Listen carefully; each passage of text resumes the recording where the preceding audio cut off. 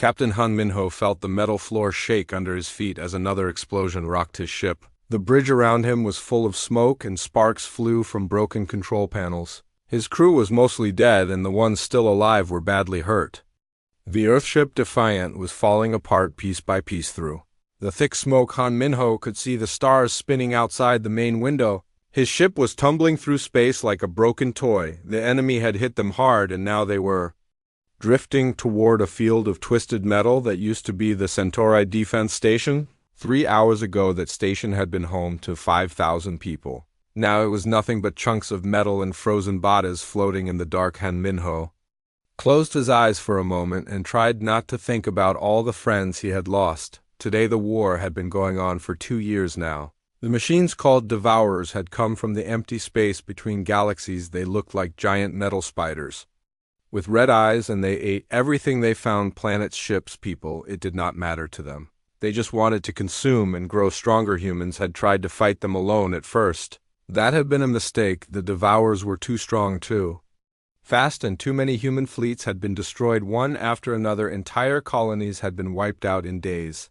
The military leaders back on Earth were starting to talk about surrender, but Han Minho was not ready to give up. He had been fighting these machines for 18 months, and he had learned something important. They could be beaten if you were smart enough and crazy enough to try things that should not work. His tactical officer Kim Yaman crawled over to him, dragging one broken leg behind him. The young man's face was covered in blood, but his eyes were still sharp. Captain, the engines are dead and life support is failing. We have maybe 20 minutes of air left. Han Minho nodded and looked at the radar screen that was still working somehow. The good news was that the Devourers seemed to be done with them. The bad news was that a massive alien ship was moving toward them through the debris field. This new ship was not like anything Han Minho had ever seen. It was huge and black with red markings along its sides. It looked like it had been built for war and nothing else. The hull was covered in weapons that could probably destroy a small moon. Everyone in the galaxy knew about the Vakari. They were the other nightmare species that kept civilized beings awake at night. They were 8 feet tall with thick scales, sharp claws, and teeth that could bite through steel. Their technology was almost as advanced as the Devourers, but they used it differently. The Devourers wanted to eat everything. The Vakari wanted to fight everything.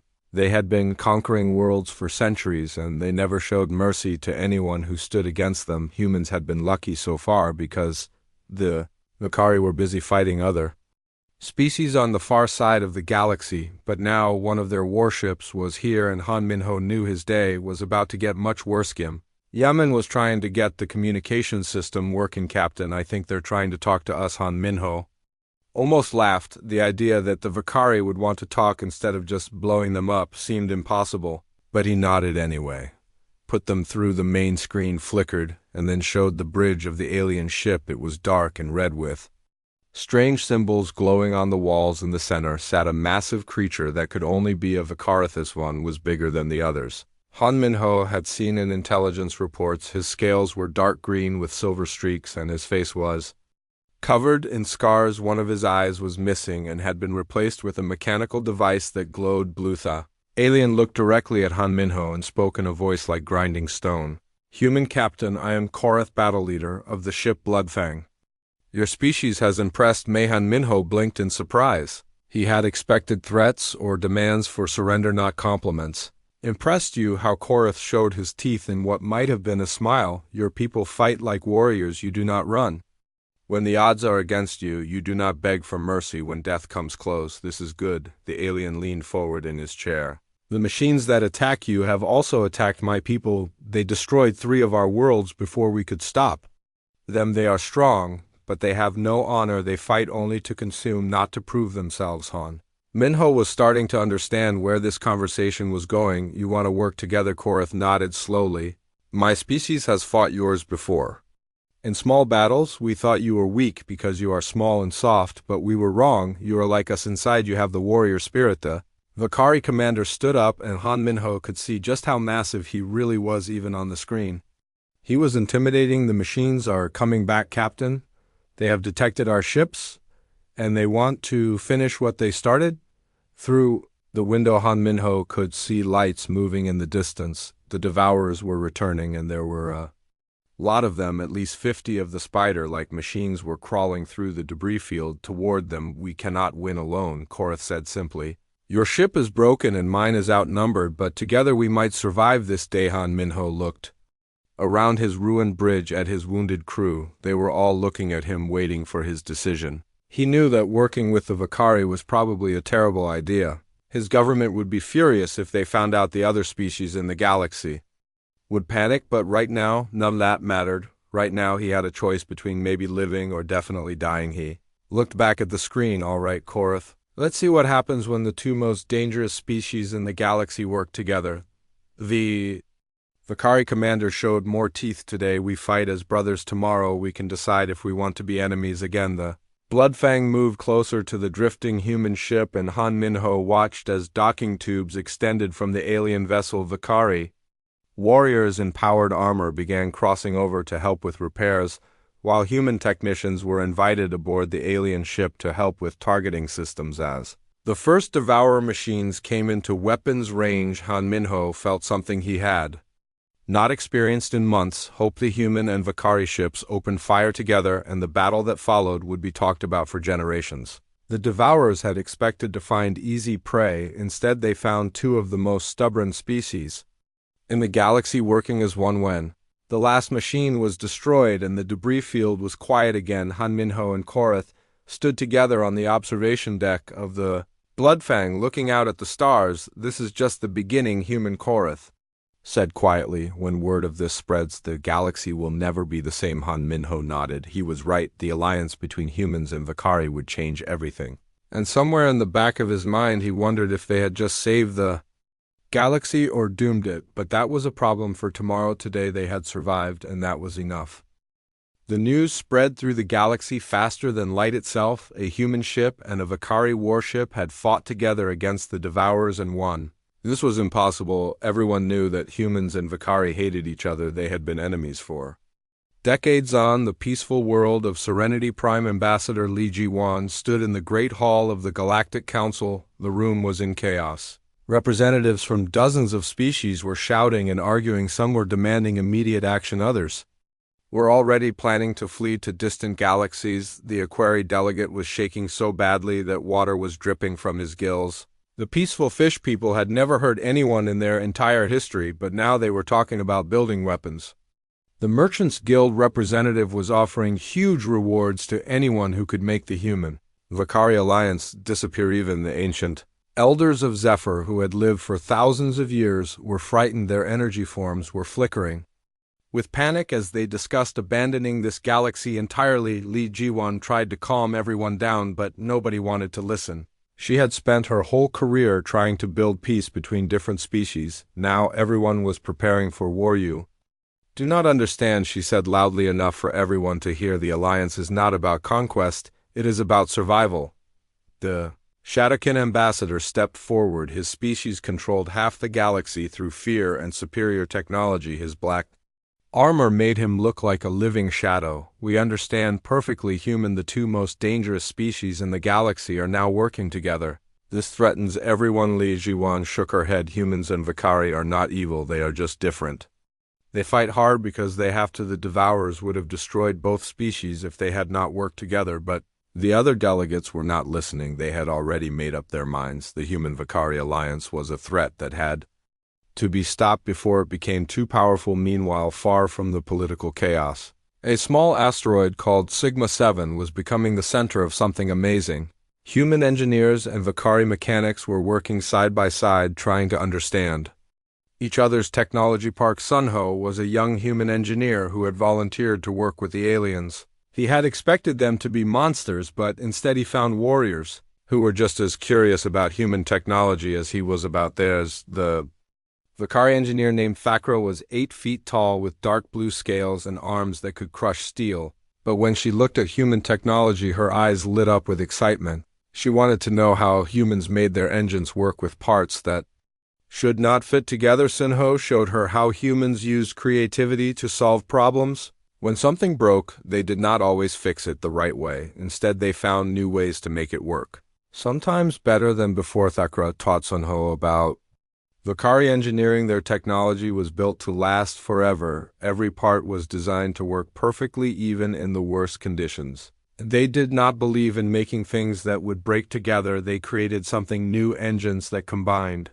human creativity with Vakari durability ships that could be repaired quickly but would never fail when they were needed most. The cultural exchange was happening in other areas too. Human soldiers were learning Vakari combat techniques. The aliens taught them how to use their whole body as a weapon, not just their hands. Human doctors were working with Vakari healers to treat both species. But the most important changes were happening in the minds of both species. Humans were learning that being strong did not mean being cruel. Vakari were learning that being flexible did not mean being weak. Captain Han Minho visited the asteroid base often. He was amazed by what he saw. Human children were playing with young Vakari. The kids did not care about old fears and prejudices. They just saw new friends who were different but not dangerous. The adult humans and Vakari were taking longer to trust each other, but they were making progress. Human pilot Kang Haijin had saved a Vakari squadron from Devourer attack. The aliens had welcomed her as a sister warrior Vakari commander. Zarak had shared his emergency supplies with a human crew whose ship was damaged. The humans had repaired his engines for free and returned these small acts of kindness. Were building something bigger than just a military alliance. They were creating a new kind of partnership between species that had never existed before. But while the alliance was growing stronger, the rest of the galaxy was becoming more afraid. Every day brought new reports of other species preparing for war. The Crystalline Confederation was building massive defense platforms. The hive worlds were breeding new warrior castes. The fear reached its peak when intelligence reports revealed that the Shadowkin Empire was preparing a massive fleet. The Shadowkin had never been beaten in battle. They had conquered worlds that other species thought were unconquerable. Their leader, Emperor Vex, had declared that the human Vakari alliance was a disease that had to be cured before it spread. He was gathering the largest fleet in galactic history to destroy both species before they could become too powerful. Li Hewan received the intelligence report while she was visiting Sigma 7. She watched human and Vakari children playing together in the asteroid's gardens and felt her heart break. These kids represented the future of galactic cooperation, but the adults were too afraid to see it. She found Han Minho and Korath in the command center planning their next joint mission against the Devourers. When she told them about the Shadowkin fleet, both leaders became very quiet. We knew this would happen, Korath said. Finally, the galaxy has always feared what it does not understand. Han Minho nodded. We have two choices. We can try to convince everyone that we are not a threat, or we can prove that we are not their enemies. But proving that might be harder than winning battles. Li Jiwan said. The other species are scared of what you represent together. What do we represent? Han Minho asked. Change. Korath answered. Change is always frightening. The three of them stood in silence for a moment, watching the stars through the command center windows. Somewhere out there, the Shadowkin fleet was gathering. Somewhere else, the Devourers were planning their next attack. But here on this small asteroid, two species were learning to work together. They were creating something new and beautiful, even as the rest of the galaxy prepared for war. The alliance was no longer just about survival. It was about showing that different species could become stronger together instead of weaker apart. Soon they would have to prove that to everyone else in the galaxy. Whether that proof came through words or through battle remained to be seen, but Han Minho and Korath were ready for whatever came next. They had learned to trust each other, and that trust was about to be tested in ways they could not imagine. The galaxy was watching and waiting to see what would happen when the two deadliest species stood together against the rest of the universe. The mining world of Kepler 442b had been one of the richest planets in the galaxy just 6 months ago. It produced enough rare metals to supply half the galactic economy. Now it was a nightmare factory where Devourer machines built more of themselves. Commander Kim Daeho stood on the bridge of his flagship, watching the planet through the main screen. The surface was covered in metal structures that looked like giant spider webs. Thousands of Devourer machines crawled across the landscape, harvesting everything they could find. Beside him stood Vakari War Chief Gorvak, whose scarred face showed no emotion. The alien warrior had fought the Devourers for months and knew how dangerous they were. This planet is lost, he said quietly. We should destroy it from Orbit Kim Dae-ho shook his head. The Galactic Council had begged them to retake the planet, not destroy it. There were still mining stations underground with thousands of workers trapped inside. We save who we can first, then we deal with the Magnus. Gorvak showed his teeth in what might have been a smile. You humans never do things the easy way. The combined fleet was unlike anything the galaxy had ever seen. Human ships were sleek and fast, designed for quick strikes and impossible maneuvers. Vakari vessels were massive and heavily armored, built to smash through enemy lines like hammers. Kim Dae-ho had spent weeks learning how to coordinate the two different fighting styles. Human tactics relied on speed and unpredictability. Vakari strategies were based on overwhelming force and never retreating. The attack began at dawn on the planet's surface. Human fighters swept in low using the metal structures as cover. They danced through, devour fire like they were playing a deadly game. Their pilots laughed and joked over the radio even as enemy weapons tried to shoot them down. Vakari assault ships came in behind them, moving slower but hitting much harder. When Devourer machines tried to swarm the human fighters, they found themselves crushed under Vakari firepower. Captain Cho Min-jae was leading the first wave of human ships when his main guns were destroyed by enemy fire. Instead of retreating, he did something that made the Vakari respect humans forever. He ordered his crew to ram their ship into the planet's surface. The Indomitable hit the ground at full speed, creating a massive crater right in the middle of the Devourer factory. The explosion destroyed dozens of enemy machines and cleared a landing zone for the ground assault. Vakari warriors poured out of their transport ships, roaring battle cries that could be heard even in the vacuum of space. They charged into the Devourer lines with weapons that could cut through metal like paper, but the real shock came when the two species started working together perfectly. Human pilot Kang Hae-jin was shot down over the factory complex. Her fighter was damaged, but she managed to guide it into the hangar bay of a Vakari ship. The alien mechanics had never worked on human technology before, but they figured it out in minutes. They got her back in the air faster than her own crew could have managed. Hae-jin spent the rest of the battle flying alongside Vakari fighters, protecting their slower ships with her speed on the ground. Vakari General Vorthak found himself surrounded by Devourer machines. His assault troops were outnumbered 10-1, but he refused to retreat. Instead, he called for help from the strangest source possible: human demolition.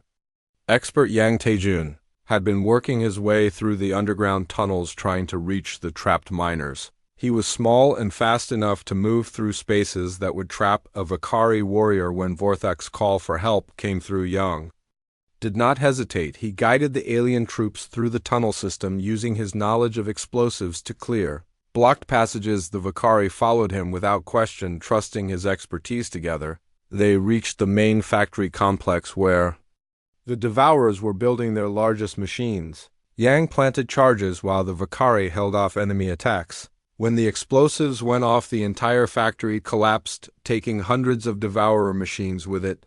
The battle lasted 6 hours, but it felt like minutes to those who were fighting. Human and Vakari crews worked together so smoothly that they seemed to read each other's minds. When human ships ran out of ammunition, Vakari vessels moved in to cover them. When Vakari assault troops needed quick transportation, human shuttles were there to help. The turning point came when they reached the underground mining stations. The Devourers had been trying to break through the sealed doors for weeks, but the miners had held out. Kim Dae-ho led a mixed force of human and Vakari soldiers through the tunnels. They found 3,000 survivors hiding in the deepest levels of the mines. The miners could not believe that humans and Vakari were working together to save them. Many of them had never seen a Vakari before and were terrified, but the alien warriors were gentle with the frightened civilians. They carried injured miners to safety and shared their emergency supplies. The humans organized the evacuation while the Vakari protected the escape routes. When the last civilian was safely aboard the rescue ships, Kim Dae-ho and Gorvak stood together on the planet's surface, looking at the burning remains of the Devourer factory. The galaxy will not believe this, Gorvak said. The Devourers have never been defeated so quickly. Kim Dae-ho nodded. They had destroyed an enemy that had been unstoppable for months. The Devourers were not just beaten, they were completely wiped out. Every machine on the planet was destroyed or damaged beyond repair. More importantly, they had done it without losing a single ship. The human Vakari Alliance had not just won, they had made it look easy. The rescue operation was broadcast across the galaxy. News reporters from dozens of species watched as human and Vakari soldiers worked together to save civilians. They saw alien warriors treating human children with gentle care. They saw human pilots risking their lives to protect Vakari ships, but instead of being reassured, the other species became more frightened. The battle had proven that the Alliance was not just about survival anymore. It was about being better together than either species could be alone. The HFY Emergency Council voted to surrender to the Alliance before they were even threatened. The Crystalline Confederation started building massive bunkers to hide their population. The Merchants Guild offered huge bribes to anyone who could make the Alliance go away. On the peaceful world of Serenity, Prime Ambassador Li Jiwan watched the news coverage with mixed feelings. The Alliance had saved thousands of lives and shown that cooperation between species was possible, but she could also see the fear in the eyes of the other ambassadors. They were not seeing heroes, they were seeing a threat that could not be stopped. The real test was yet to come. The Shadowkin Empire was still gathering its fleet, and Emperor Vex was more determined than ever to destroy the Alliance before it could spread. But for now, Kim Dae-ho and Gorvak had proven something important. When humans and Vakari worked together, they were not just dangerous, they were unstoppable. The galaxy was about to learn what that really meant. The victory at Kepler 442 sent shockwaves through every corner of the galaxy. Within hours of the battle ending, emergency councils were being called on hundreds of worlds. The impossible had happened. The Devourers had been completely destroyed.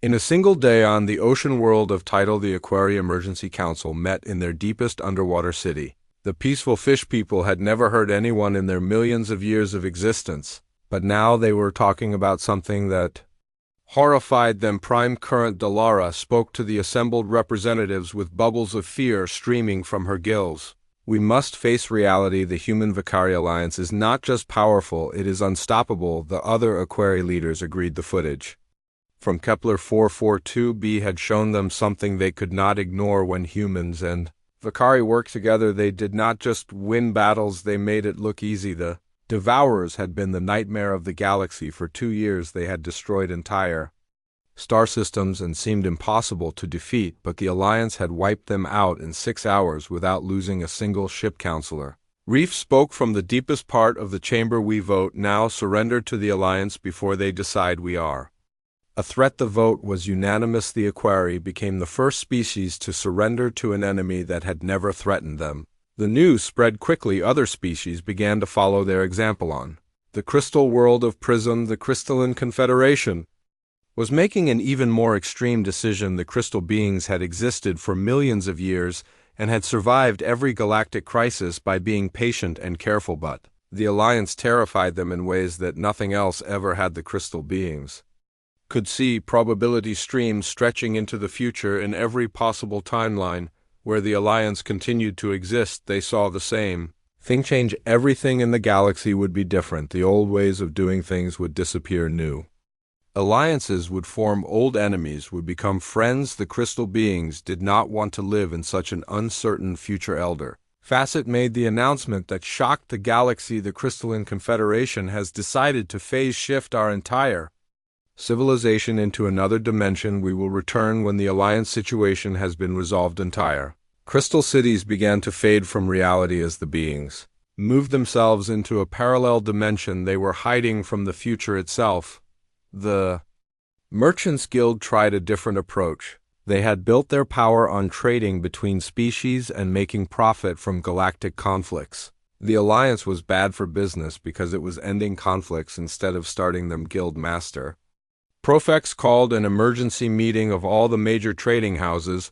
We offer 1 billion credits to anyone who can make the Alliance disappear. Without war there is no profit in weapons. Without fear there is no profit in protection. But even the Guild's vast wealth could not buy a solution. The Alliance was not interested in money, and no military force in the galaxy seemed strong enough to stop them. Dr. Yunsulji watched all of this panic from her research station on Luna. She was a human xenobiologist who had spent her career studying how different species interacted with each other. The galaxy's reaction to the Alliance fascinated Hershey had discovered something interesting in her research. The other species were not afraid because humans and Vakari were evil. They were afraid because they were so good at what they did. Humans never gave up no matter how impossible the situation seemed.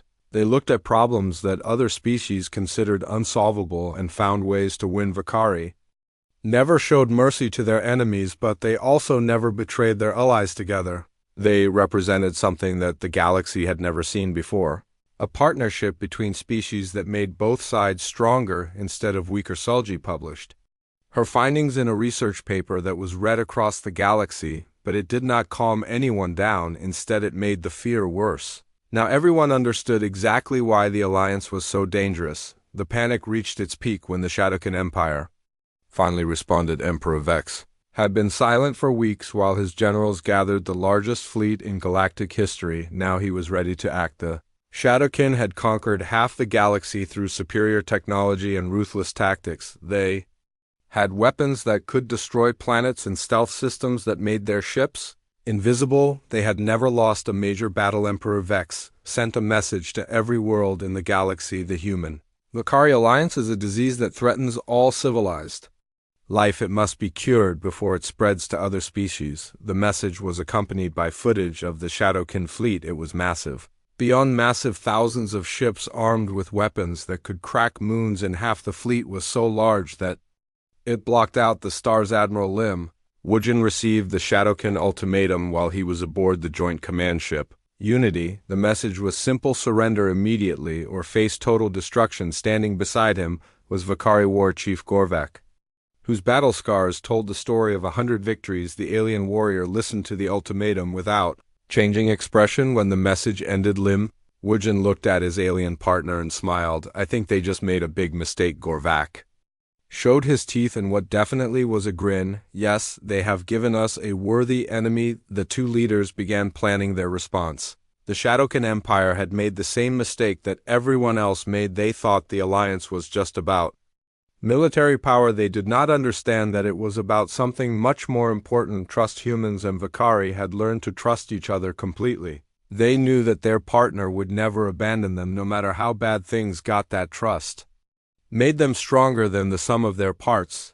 The galaxy was about to learn what happened when two species that never gave up decided to stand together. Against impossible odds, the Shadowkin fleet began moving toward the Alliance territories, confident that their superior numbers and technology would end the threat quickly. Emperor Vex expected the war to last days, not months. He was wrong. The Alliance had been preparing for this moment since the first human and Vakari ship fought together. They had learned each other's strengths and weaknesses. They had created new tactics that combined human creativity with Vakari determination. Most importantly, they had something that the Shadowkin Empire had never faced before. They had each other. The war began. The galaxy would discover that fear and superior numbers were not always enough to win. Sometimes the side that refused to quit was the side that won. The Alliance was about to prove that being the underdog was not always a disadvantage. Sometimes it was exactly what you needed to shock the universe. The two deadliest species in the galaxy were ready to show everyone else what they could do when they worked together. The results would change everything. The Shadowkin War began on a Tuesday morning with the complete destruction of the Outer Rim Defense Station. The massive fortress had been built to protect the galaxy's border. It was destroyed in 12 minutes by weapons that the defenders never saw coming. Emperor Vex stood on the bridge of his flagship, watching the debris field where the station used to be. His black armor reflected the light of burning metal and his red eyes showed satisfaction. The demonstration had been perfect. The galaxy would understand that resistance was futile. The Shadowkin Empire had weapons that could make entire fleets disappear. Their stealth technology made them invisible until they chose to strike. Their tactics had been perfected over centuries of conquest, but the Alliance response was not what Emperor Vex expected. Instead of surrendering or retreating, the human and Vakari fleets moved forward. They were advancing directly toward the Shadowkin position. Admiral Lim Wujin commanded the Alliance fleet. From the bridge of his flagship, Indomitable, the ship was a hybrid of human and Vakari technology, faster than any human ship and tougher than any Vakari vessel standing. Beside him was War Chief Gorvak, whose calm expression hid the excitement of Facing a truly dangerous enemy, the Shadowkin were finally giving them a real challenge. The first major battle took place in the Veil Nebula, a region of space filled with radiation and electromagnetic interference. The Shadowkin had chosen this location because their stealth technology worked even better in the nebula's chaos. Emperor Vex had laid a perfect trap. His fleet was hidden throughout the nebula waiting for the Alliance ships to stumble into their weapons range. The plan was simple and brutal: destroy the Alliance fleet before they even knew they were under attack. But the Alliance had learned something important about fighting impossible odds. They had learned to trust their instincts over their instruments. Captain Song Minseok led the first wave of Alliance ships into the nebula. His instruments were useless in the electromagnetic storm, but he had something better. He had intuition developed from months of fighting alongside aliens who thought differently than humans. Behind him followed Vakari fighters piloted by warriors who had learned to fight in conditions that would kill most species. The aliens could sense danger in ways that human technology could not detect. The battle in the nebula was unlike anything the galaxy had ever seen. Ships fought in complete darkness, guided only by instinct and courage. Human vessels danced through clouds of poisonous gas, while Vakari fighters charged through radiation that would have melted normal spacecraft. The Shadowkin had expected to ambush helpless enemies. Instead, they found themselves in a chaotic brawl with opponents who seemed to enjoy fighting in impossible conditions. When the electromagnetic storm cleared 3 hours later, the Shadowkin had lost half their fleet. The Alliance had lost only 6 ships. But more importantly, they had learned something crucial about their enemy. The Shadowkin were not invincible. They were just very good at choosing when and where to fight when forced into a fair fight. They were dangerous, but not unstoppable. War continued for 3 months, and every battle was a lesson in how different species could work together. The Alliance developed new tactics that combined human unpredictability with Vakari determination. Human ships would charge into enemy formations, doing things that seemed completely insane, drawing fire and creating chaos. Then Vakari vessels would smash through the confused enemy lines like hammers through glass. The Shadowkin had never faced enemies who fought like this. Their own tactics were based on careful planning and overwhelming force. They did not know how to deal with opponents who treated every battle like an exciting game. Captain Cho Min-jae became famous throughout the galaxy for his impossible maneuvers. During the Battle of the Twin Suns, he flew his damaged fighter through a solar flare to attack a Shadowkin command ship. The radiation should have killed him, but he survived and destroyed his target. Vakari General Vorthek earned respect from both sides when he led a boarding party onto a Shadowkin battleship. His warriors fought hand to hand in the ship's corridors, showing the galaxy that even the most advanced technology could not replace courage. But the real heroes were the mixed crews that had learned to work together. Human pilot Kang Haijin and her Vakari co-pilot Threk became a legendary team. Their ship was damaged in almost every battle, but they never failed to complete their mission. The turning point came when the Alliance did something that should have been impossible. They tracked the Shadowkin fleet back to their hidden homeworld. The Shadowkin had kept their world's location secret for thousands of years. It was protected by technology that made it invisible to all known sensors, but the Alliance had advantages that no one else possessed. Human detective Li Han-woo had a gift for finding patterns in chaos. He could look at seemingly random data and find connections that others missed.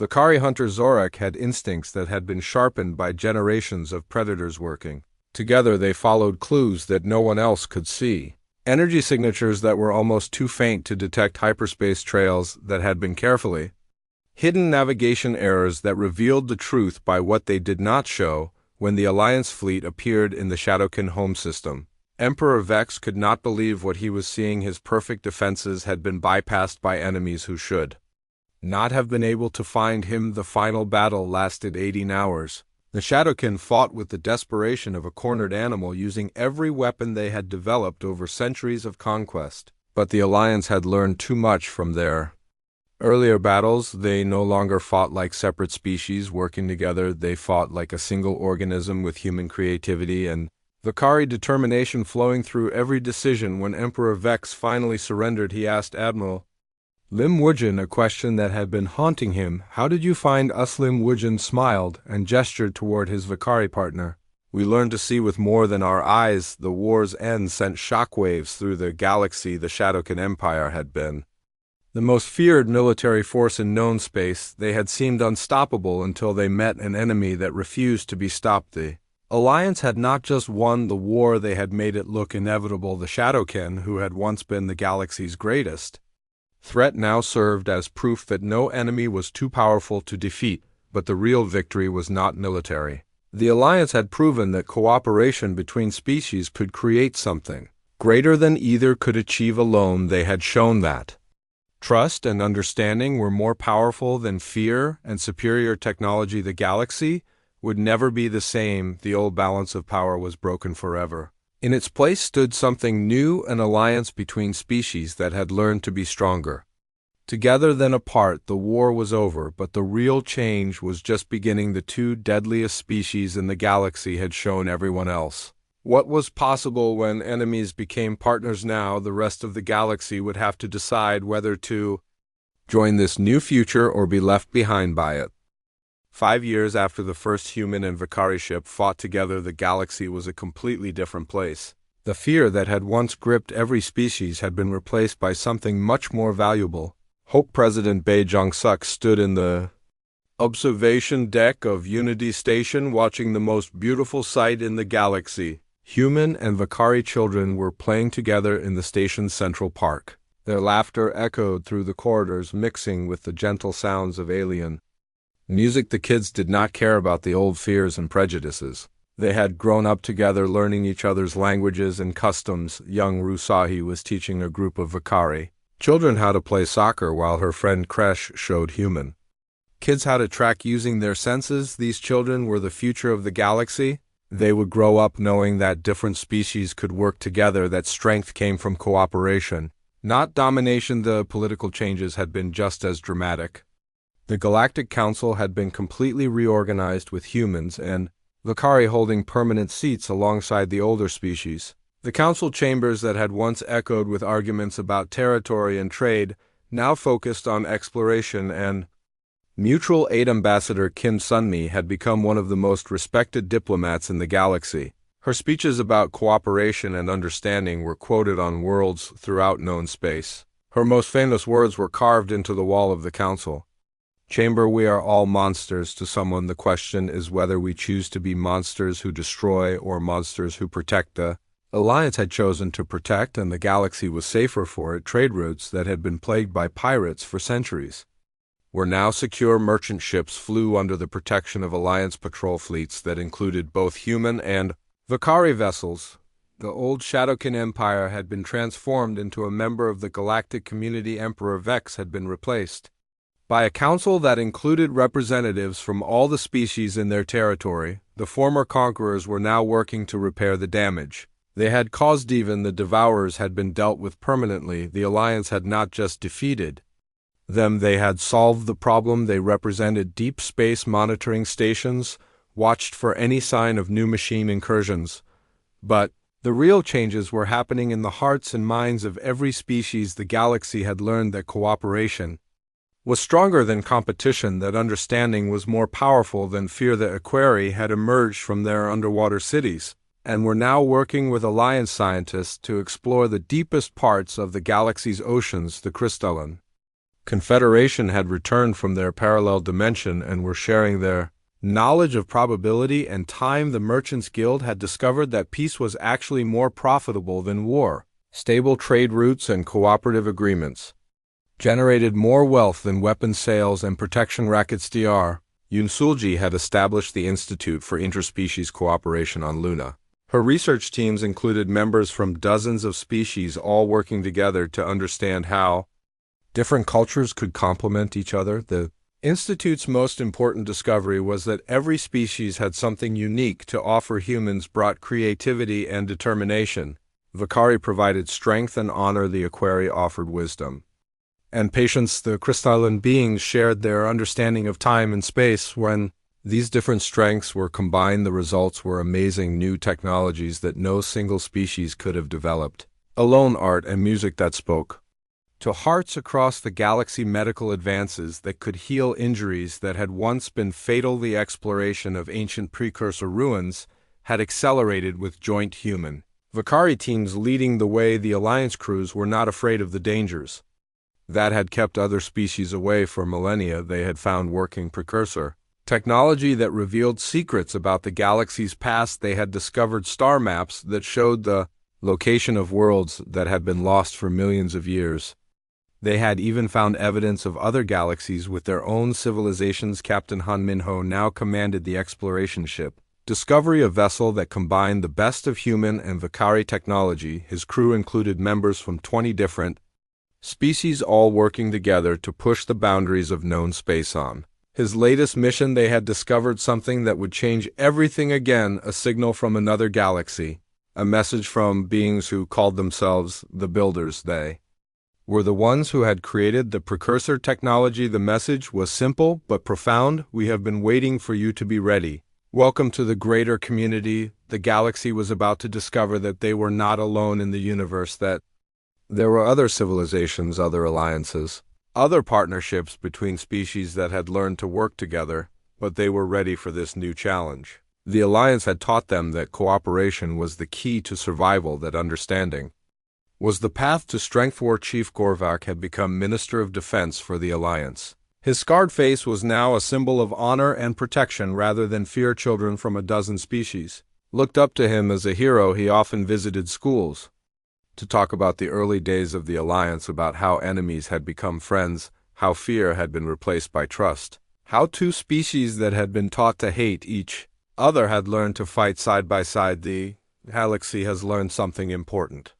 He would tell the students, we are all stronger when we work together. No challenge is too great when we face it as one. The future stretched ahead, full of possibilities. The Alliance was planning missions to other galaxies, preparing to make contact with the Builders, setting up colonies on worlds that had never seen intelligent life. But the most important work was happening right here in the schools and research centers, where young beings from different species learned to see each other as partners rather than competitors. The two deadliest species in the galaxy had united, and the galaxy had indeed lost its mind. The old way of thinking, based on fear and competition, had been replaced by something better: hope, understanding, cooperation. The galaxy was no longer a collection of species fighting for survival. It was a community of partners working together to build something greater than any of them could achieve alone. The Alliance had shown that even the most unlikely partnerships could succeed, that trust could overcome any obstacle, that cooperation was the most powerful force in the universe. As President Bae Jung-suk watched the children playing in unity Stations Park, he smiled. The future was bright, and it belonged to all of them together. The two deadliest species had united, and the galaxy had found its soul.